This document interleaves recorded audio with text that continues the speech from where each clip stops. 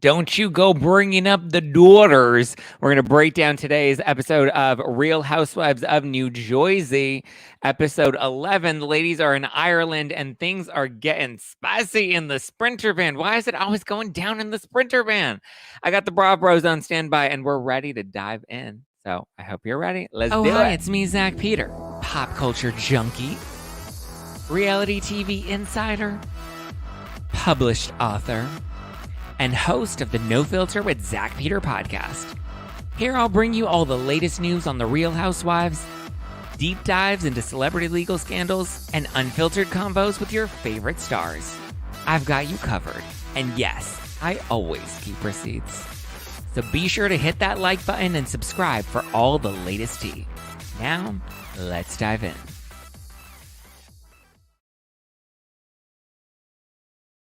But I can't dive in without my two Wednesday pals. I've got Steele and Shooter from the Bra Bros. Hi, guys. What up, everybody? What's going on? Here we go. Are you guys ready? We're like at the almost 1 week countdown from our live show in Philly at City Winery in Philadelphia, April 7th. Oh yeah, I've been working out extra hard. I'm trying to get in shape for the show. It's giving me a reason to push. I'm jacked up.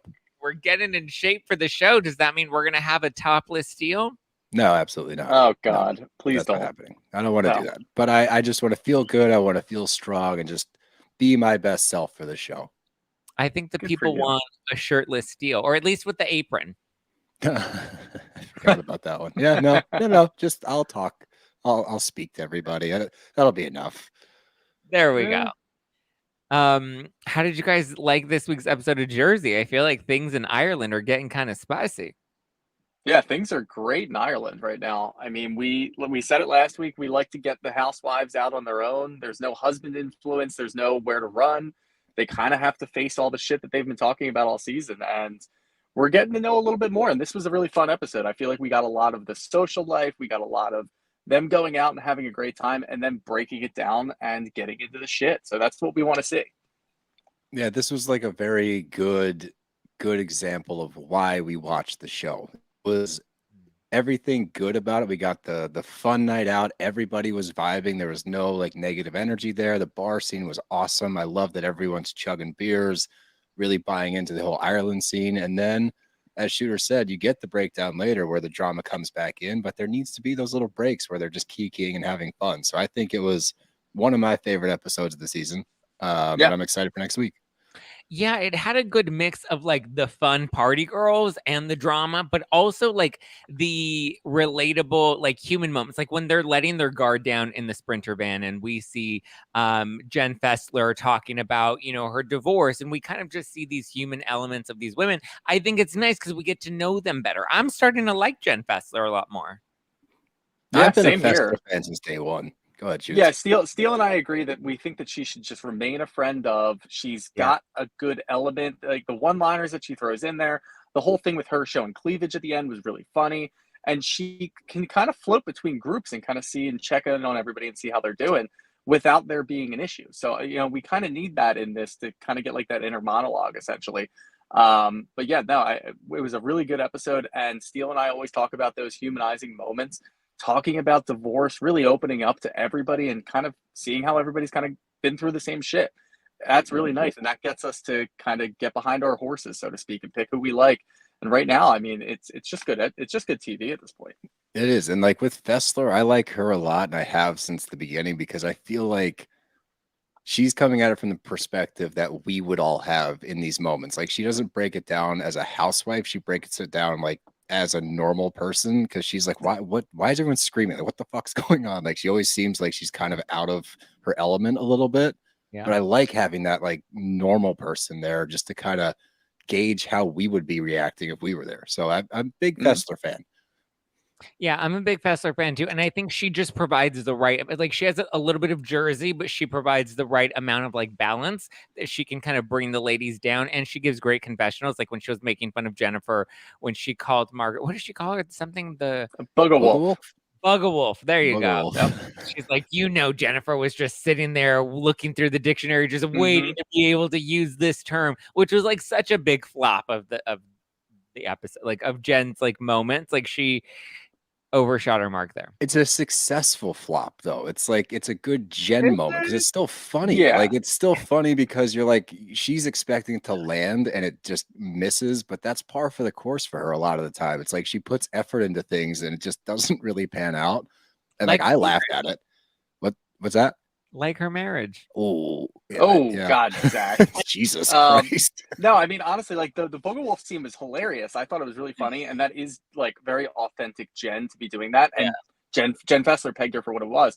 The only issue with that scene was Jackie in the forefront being like, I don't know what that means either. Like, no one asked you. Stay the hell out of it. We see a really good friend of Jen Fessler. And then we see Jackie, who was demoted. And it's like, you shouldn't even be on this trip. You're doing absolutely nothing. You're just Marge's crony at this point, and there's nothing to be said for what you're doing and what you're bringing to the show. Yeah, I agree. And I feel like the two newbies, Danielle and Rachel, I feel like they also bring a breath of fresh air that like kind of revives Jersey. It makes it feel a little more youthful and young, but also like they fit into the groups. They kind of fit in pretty naturally. I mean, I know they each kind of fell into one faction or the other, but I feel like they're not like forcing themselves in, where I feel like Jackie this season is really forcing herself. Yeah, for sure.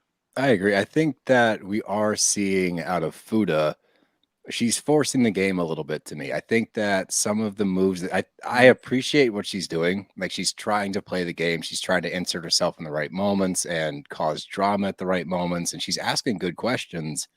It just at times feels forced to me. Like she knows what she's doing.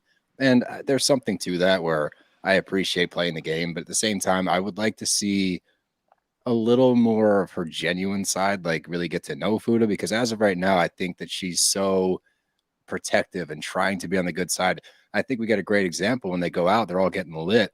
She's afraid to get drunk because she doesn't want to say the wrong thing, do the wrong thing. That shows that she's keeping her guard up, trying to play this game the right way and not misstep. So good call. I want a little more genuineness out of Fuda, Yeah, but I do appreciate the game she's playing.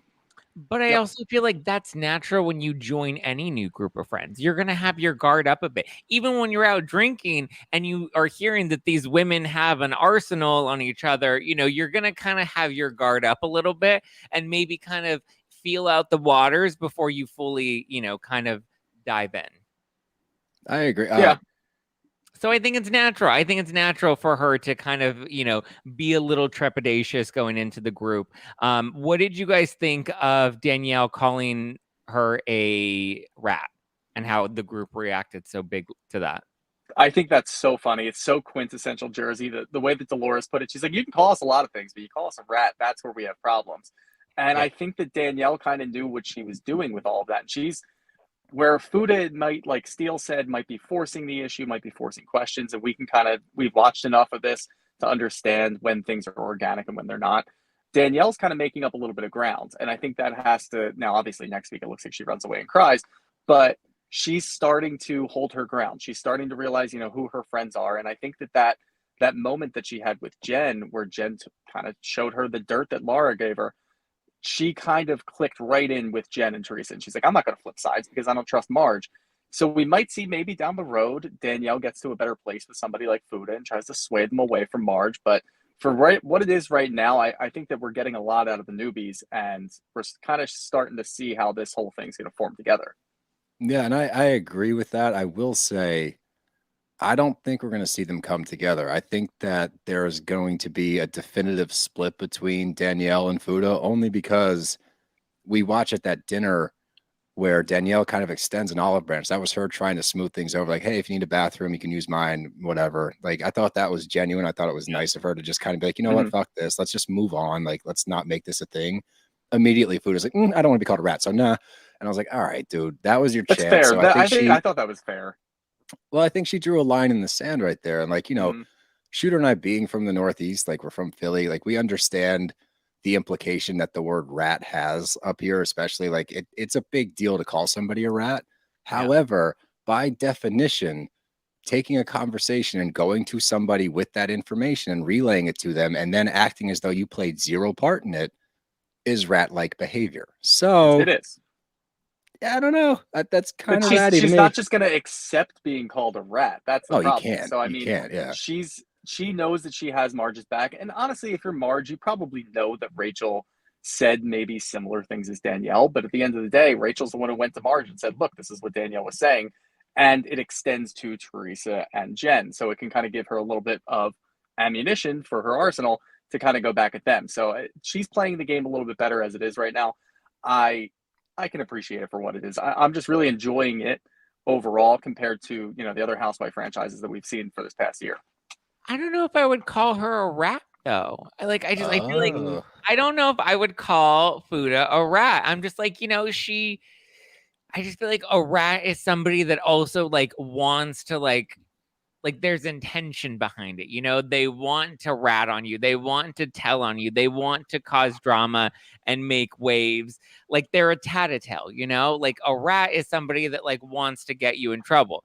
Maybe there was a little motivation. I think it was more of just I was talking to her and she said this. I think she was trying to rat more on Teresa and Jennifer more than she was trying to rat on Danielle. And I think Danielle ended up being the collateral damage in the middle of it because I don't think Jen and Teresa really care to get involved. I think that Marge is going to go after the easier target there, right? She knows what she's going to get into if she goes after Jen and Teresa with that information, but she has ammo against Danielle simply because she was nice to her once and did her logos for her. So that's where she's dying on that hill. I was nothing but nice to her. I was nothing. She said that 100 times in the past 3 weeks. I've been nothing but nice to you. So I think for her, it was the path of least resistance. If I go at Danielle, she's going to have to grin and bear it because she's new here. I can knock her down a peg. I can let her know who's the real OG of this group. Whereas if she goes back after Jen and Teresa, she knows exactly where that leads. So I think she just picked the easier target. But the funny thing with Margaret was nice to her. Margaret was exactly. She I would play that. Let's play the face value game. Let's play the face value game and just say, when we look at it, obviously we know what Margaret is, but and maybe Danielle's watched the show in the past and she's kind of hesitant to say, I've watched the show for the last couple of years. I clearly know who you are, Margaret. But away from all of that, Margaret has been really nice to her. So if we want to play that kind of game, it looks like Danielle's in the wrong because she's talking shit about somebody who went out of her way to create a logo for your company. And it was really nice and it was a genuine moment. And I can't think of anything in my head that would point to Marge doing that for a malicious way. It just doesn't make any sense. She was trying to be friends and friendly with somebody new. And to her credit, Danielle went right behind her back and started talking about her arsenal. So when Marge said that and we got that flashback, I was like, you know what? Marge kind of is in the right now. Because she didn't do anything to Danielle directly. Danielle is operating off of what she heard from other people, but wasn't witness to any of that and doesn't know the details of any of that. That it's if you're going to be entering a friend group and you're going to give somebody a chance, then judge them based off of how they treat you, not based off of how other people perceive them, because other people are going to be biased in their own way because maybe they like them, maybe they don't like them, maybe they had a bad experience, maybe they tried to fuck their husband. I don't really know, but their experience is very different from your experience. And I just like to judge people based off of, what I interact with them. And I don't think Danielle gave Marge a fair enough shot. Give her a chance to hang herself and maybe she will, but at least give her that opportunity before you go all in. All right. That's fair. It's a fair assessment. It's a fair assessment. Maybe it's because I'm not a big Marge fan that I'm not looking at this pragmatically. I'm looking at it more. Yeah. I think, it's interesting though, because yes, she does use other people's opinions to gather her own opinion about her. However, as she's sitting there taking shit from everybody, she knows in the back of her head that allegedly Marge is the one talking about the Melissa shit. So I know that it was wrong for her to have preconceived notions based on other people. However, she's not wrong saying that Marge has an arsenal. We all know Marge has an arsenal. She always has, always will. Further to the point, we find out that Marge bought one of those fucking pizza ovens to use at a later date. She is that's what she does. It's just she's so bent out of shape about people talking shit behind her back that it's become this whole thing. Karen says, I used to love Marge, but now she's becoming like a Rinna. What do you guys think of that? I don't know. She's not that far. It's a little different. Yeah, it's definitely a little different. There was nothing going on with Rinna at all, and she was just getting kind of annoying, and it was very obvious. Marge has stayed true to Marge. Yeah, she has, higher than usual moments, but still Marge at the end of the day. She's not really changing her character across the board. So different than Rinna. I feel like Rinna didn't change her character either. I think the audience just became fatigued with her character because since her first season on and her last season, she was very much about, she is close to death. Like she's always kind of thrown out these big statements and come hard for people and always kind of been a dog with the bone. And at the beginning, I think people loved Rinna for it. And then eventually they got tired of it. That's fair. I think that she did seem to be a little more unhinged this last year, and that could also be a product of her environment. The show overall was so crazy that like everyone kind of amped it up. Well, and she just lost her mom. When you go through grief like that, you go a little crazy. Yeah, and we were not Rinna fans last season, but we were always sympathetic to the fact that she is going through a really major thing, and she was so close with her mom. Like we appreciated what she went through. Yeah, I think to compare how Marge has been acting this season to what we saw from anybody in Beverly Hills last year is a little bit of a stretch. I don't think she's reached that level at all. She's still entertaining. Like I haven't gotten to the point where I'm like, Jesus Christ, get her off my screen. Like the moments are annoying because I just think that when she yells, it's so shrill, but she's good for the show. Like she's good for the screen. She's pushing things forward. She's playing the game as she always does. That's what she brings to the show, and she stayed true to it. And I think calling her Rinna is strong based on what that's implying. Listen, I still love Rinna. I did last. We know you do. We know you do, Zach. We know. I cannot wait to go get my tickets to Erica Jane's New Vegas residency show. We got invited to the announcement. For that. Oh yeah, I'm gonna be there tonight. We were supposed to, I tried to get Shooter to go, but apparently flying to the West Coast on short notice is too big. Tickets are like $700, whatever. For Vegas or for LA? No, to go to LA within like 4 days or whatever. Oh yeah, it was like flights. I was like, their tickets were $700. No. The flights were a little expensive. So on such short notice, But I'm ready. I'm excited. I'll be there tonight. I can't wait. Hopefully, Rinna does a residency too. No, I'm kidding. But back to Jersey. So we have Teresa and Melissa on the Sprinter van, and Rachel Fuda asks about their kids and if their kids get along. It seemed like a relatively innocuous question of like, what's the situation with you guys? Like, I know you guys have some tension and some beef, but are you letting it affect the kids? And then Teresa right away is like, no, Antonia didn't even come to Melissa's birthday or to Melania's birthday. And then that's when Melissa jumps in and she's like, well, your kids didn't come to, Joey or one of the boys, christenings or communion. It was one of those events. And Teresa's like, I'm not going to do a tit for tat, even though Teresa's the best at tit for tat, but Teresa doesn't like when other people like to tit for tat her. What were your thoughts? Were you upset that Teresa brought up Antonia? Yeah, Steele and I have it's a big rule. Leave the kids out of it. No chance to leave the kids. Like it's rule number 1. She should have just kept it on the surface level, which it seems like Teresa's just incapable of doing. Just keep it on the surface level. Your issue is with Joe and your issue is Melissa. So like, just keep it there. You don't need to bring in the kids. When you do that, you look a little more desperate.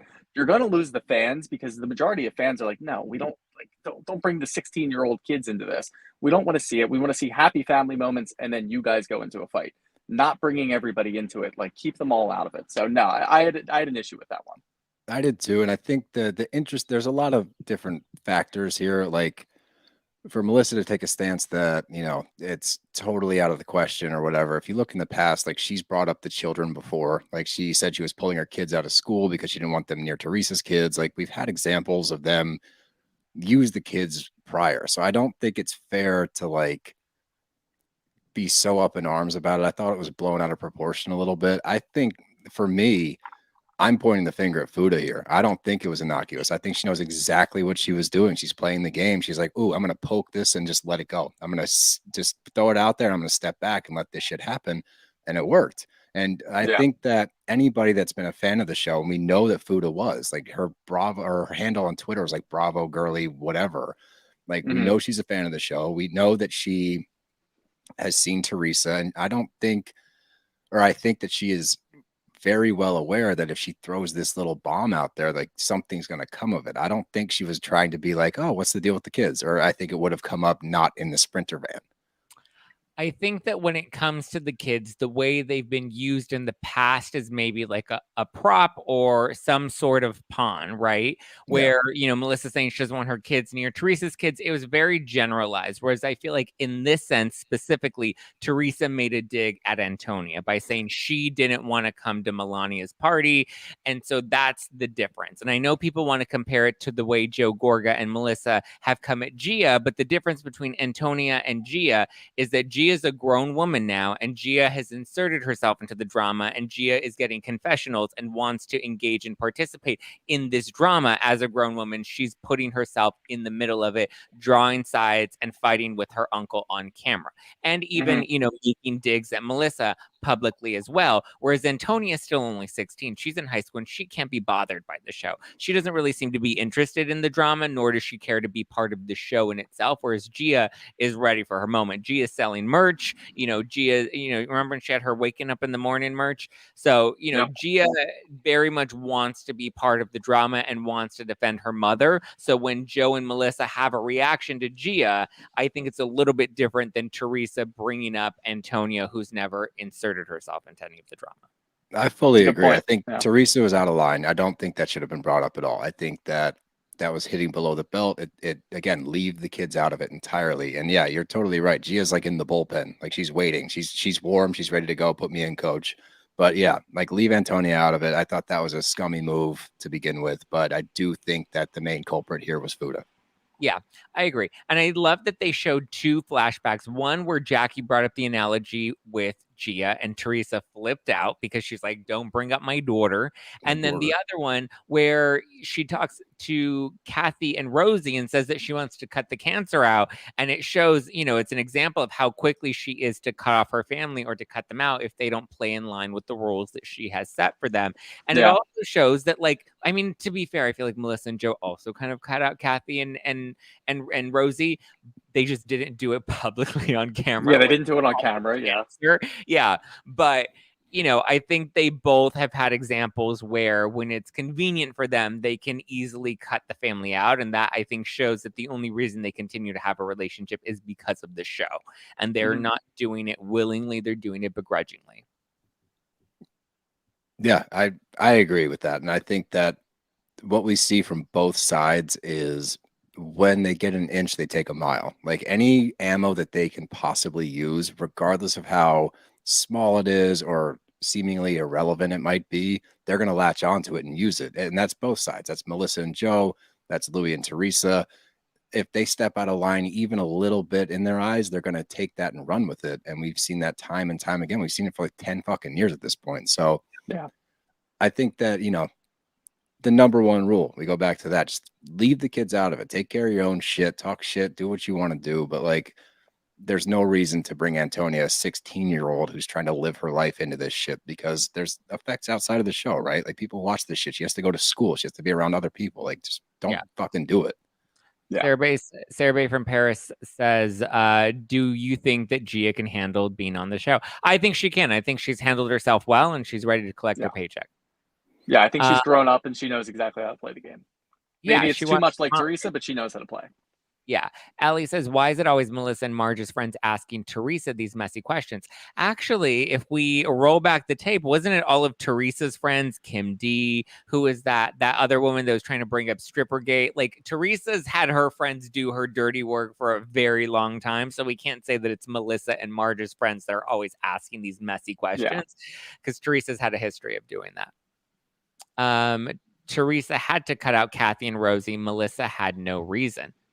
I don't understand why Teresa or Melissa had to cut out Kathy and Rosie if they're really family.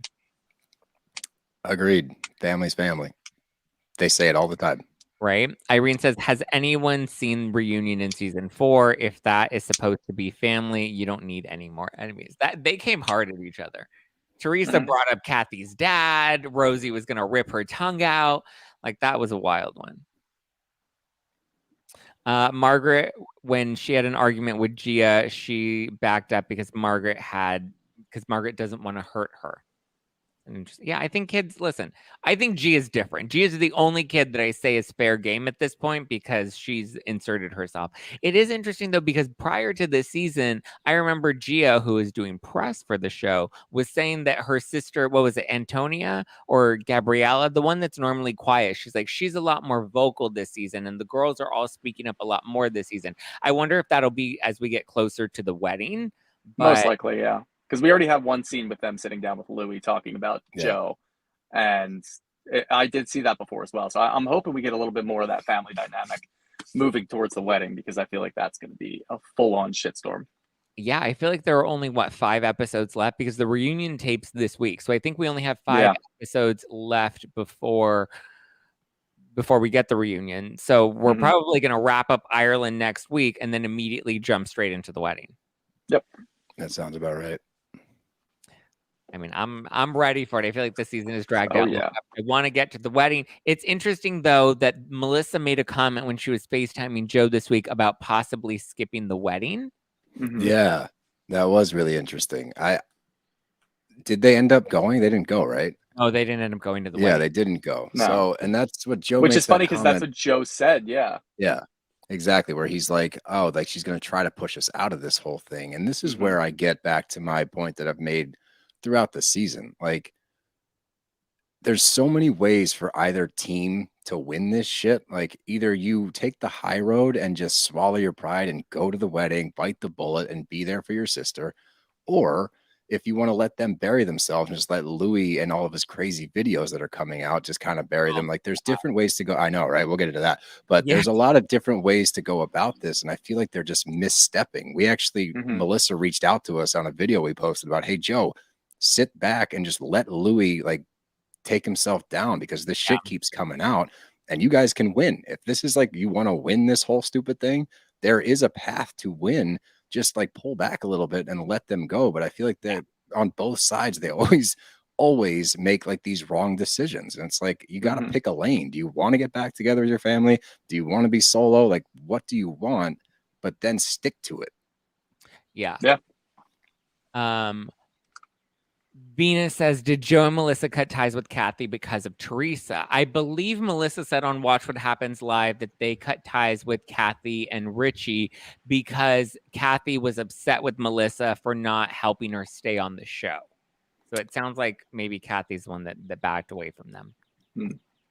But when it comes to Louis, what is this tie? I haven't looked into it much, but there's like a company that he's saying that he like used to run, and then now the company has come out and they're like, we don't know her. Like what? Like we have nothing to do with this person. Like what? I got the inside scoop. I know exactly what's going on. We heard from a very reputable source in our DMs about exactly what's happening. So Rulala is, I think, a clothing company for, I'm not sure. Like a secondhand clothing. Is that right? Like a consignment like shop or something like that. Yeah. And he's claiming that the name Ruelala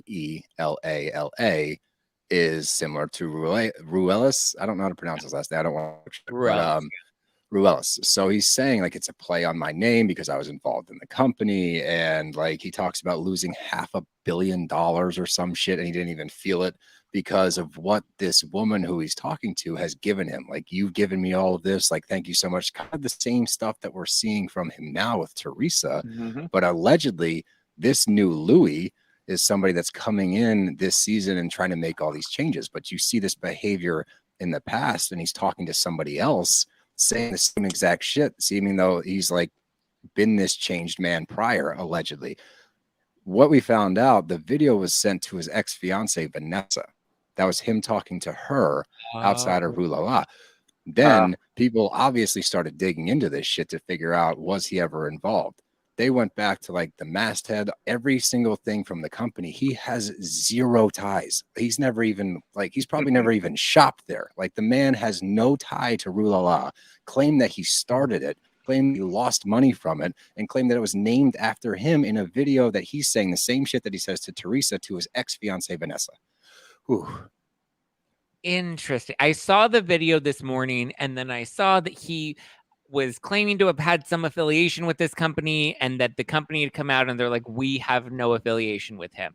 So that context is helpful. I didn't know that the video was sent to his ex, because watching it, it's like, it does sound like the same story, like with the pizza ovens, where he's like, I lost $250,000 and it's okay though. And it is so interesting there. And I think you're right. Joe and Melissa need to just back off, because if they give him enough rope, he's going to hang himself. He and will. If this spinoff with him and Teresa comes to fruition, they're really going to circle the drain. I mean, he continues to do stupid shit. It's gross. I like his new look though. I like the little rat tail that he has working. No, that's from the past, dude. That's what I'm saying. All the whole videos from like, I don't know when, I don't know who had it, I don't know who sent it. I'm assuming his ex sent it. I'm pretty sure that Rue La La also doesn't even have a brick and mortar store. So he said he was sitting outside and he just saw it. I'm pretty sure they're an online retailer exclusively. So he's probably lying about that too. Maybe they were brick and mortar. Maybe that's the timeline. Not that I know of. I'm pretty sure our they've flow always charts been online. This is why we need flow charts. I know. Time machines too. Rue La La. I'm looking this up. Members only exclusives on Rue La La are waiting for you. A clothing boutique company headquartered in Boston. The CEO is Mark McWeeny. We know he's a little weenie. Mark McWeeny. That's funny. But yeah, so that was the whole thing. And that's, I think, the most interesting part was the quote unquote money lost, allegedly, because it's some extravagant number, again, $500 million. And then we hear he lost $250,000 in the pizza ovens. Like, the numbers are so outlandish that it's like, okay, there's a pattern now. Now we're getting evidence. And when you start to back all of these things back together, you're starting to see a pattern with this man. And like, everyone's been saying it from the jump, and we tried to give him the benefit of the doubt as much as we could. There seems to be something just not right. Like, he just seems to, like, you see his temper flare up. You see him kind of go off sometimes. So like, like you said, give this man enough space and he will fuck himself. Like, we just need to back up. Joe and Melissa, back up, let it happen. And this is going to go the way that you want it to go. Just shut up. Yeah. Give him enough space and he'll fuck himself. Interesting. He totally will. I don't know how I feel about that one.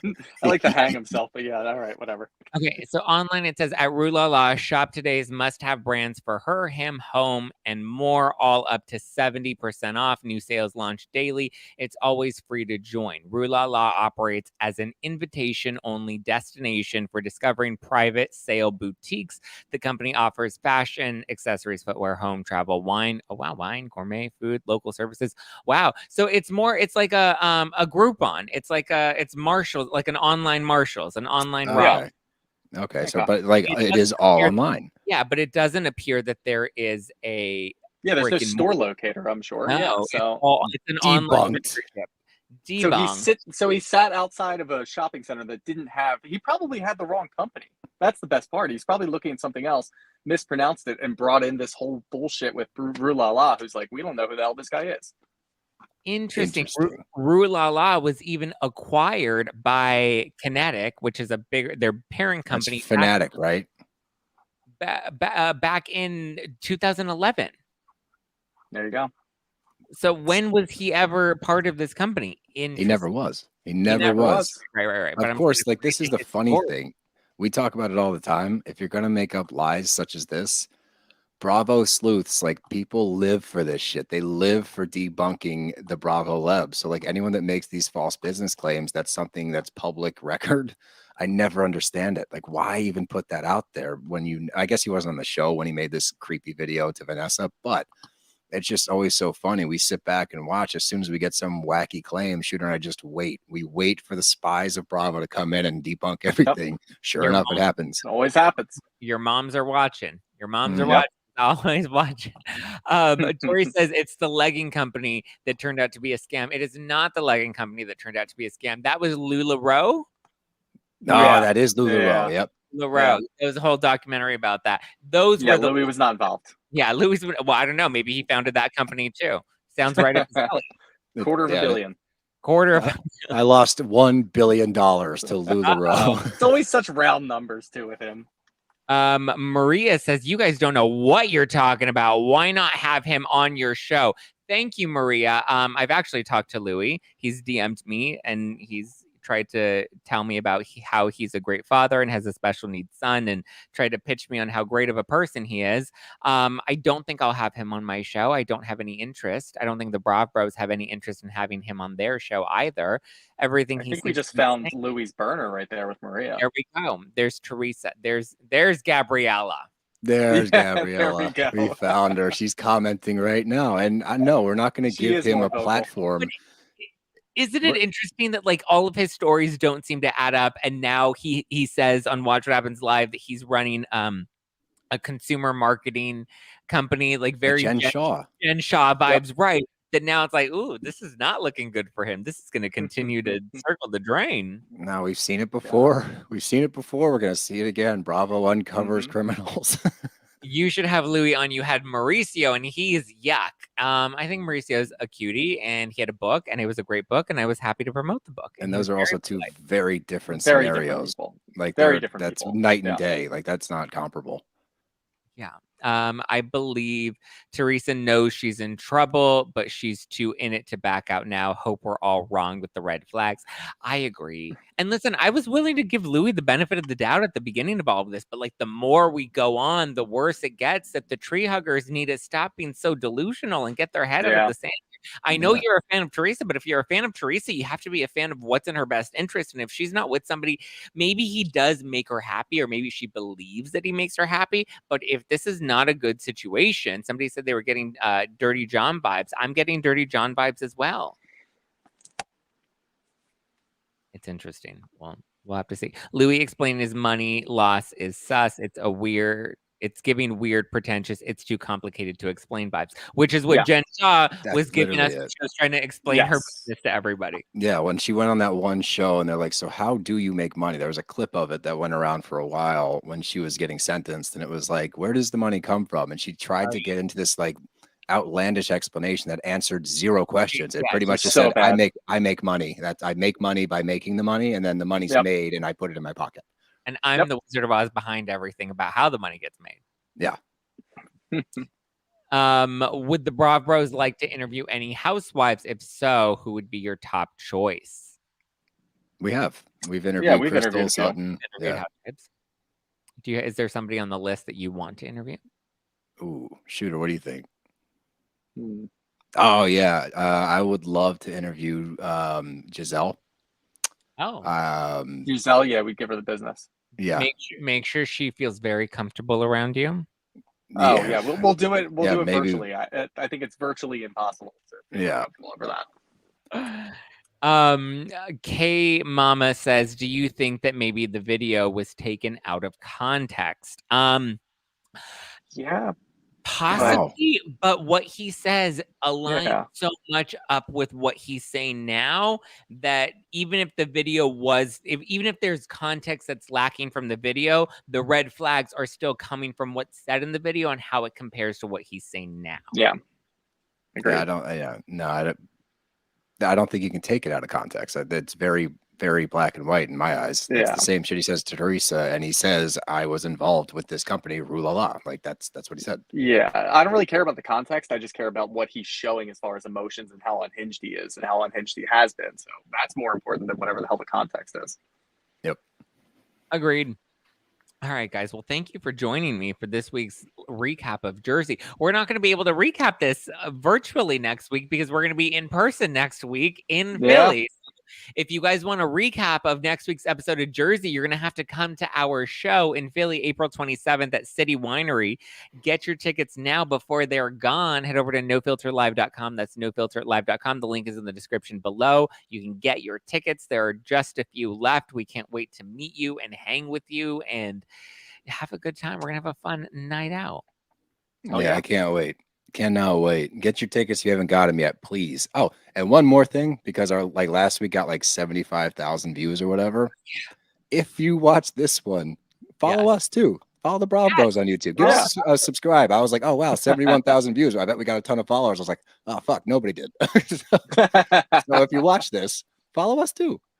Go give the Brav Bros a follow all over the social medias. Listen to their podcast. Subscribe. Give them a nice Apple Podcast review to let them know you are loving them, because we are loving chatting with you every Wednesday, and we can't wait till this season comes to an end, because it's getting juicy. Thank you, Karen. Guys, we are looking forward to seeing you next Thursday, April 27th. Get your tickets now at No Filter Live, and go give the Brav Bros, Steele and Shooter, go give them a follow right now. Like I said, we will not be doing our live recap next Wednesday because I will be flying to Philly at that time, but we will be live in person at City Winery. So we'll see you there. Oh, yeah. Let's fucking go. All right, guys, we will see you next week. Until then, have a great weekend. Steele, Shooter, thank you, guys. I will see you very soon in Philly. Can't wait. Can't wait. As always, a pleasure. All right, guys, have a good one. Bye. See ya.